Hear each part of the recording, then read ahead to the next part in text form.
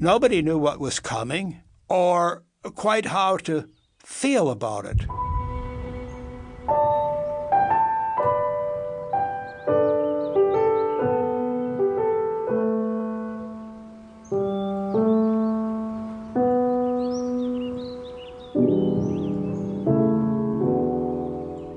How still this quiet cornfield is tonight. By an intenser glow the evening falls, bringing not darkness but a deeper light. Among the stooks, a partridge covey calls.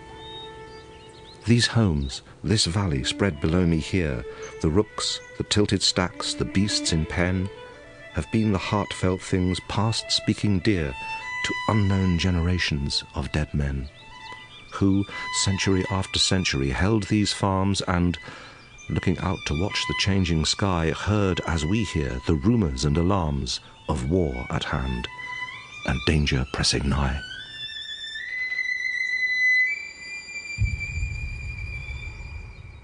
An idyll under threat, August 1914, a summer captured in its idealised pastoral loveliness by writers, artists and musicians. Vaughan Williams composed The Lark Ascending that summer, although the piece wouldn't be performed until 1920. John Masefield wrote the elegy August 1914, his last poem until the end of the war. Both he and Vaughan Williams, though too old to fight, would go on to volunteer as medical auxiliaries.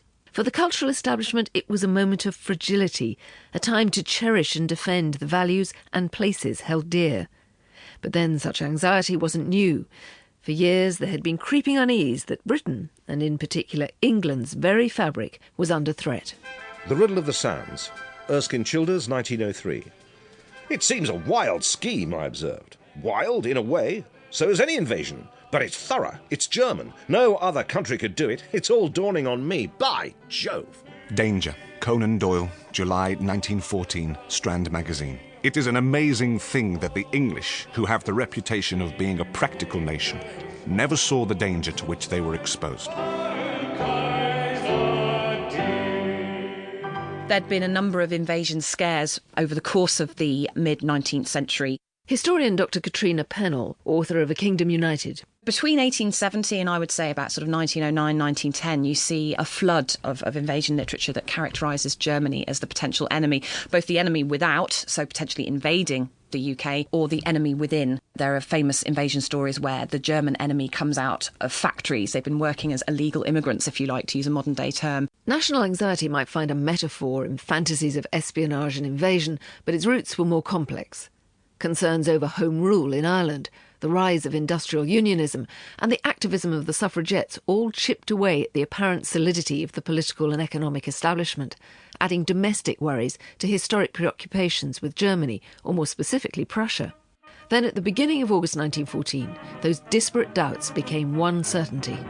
Once war is declared, once Britain makes that commitment to its allies, France and Belgium, on the whole, writers, artists, musicians rally around the national cause, and many of them are too old to enlist, so this is their way of making their sacrifice.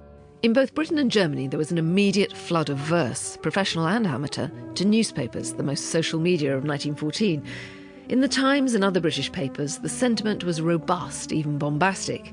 In defence of tradition, rhetoric drew on the glorious past and its glorious military victories. The Vigil, by Henry Newbolt.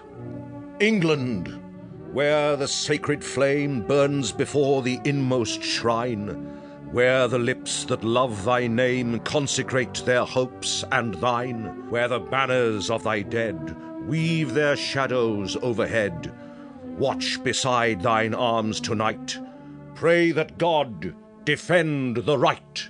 At this early stage, there's little to suggest the raw realism of verse now associated with the conflict. The poetry of the trenches will come later. It would also be categorised as a more literate war, volunteers from educated classes joining the traditional infantry. If war had been vaguely and uneasily anticipated for some years, its actual arrival was almost welcomed by those who sensed a fatal dwindling of British vigour. The poet and essayist Edmund Gosse wasn't the only proponent of a startling theory that war might, in some ways, be cleansing, even reviving.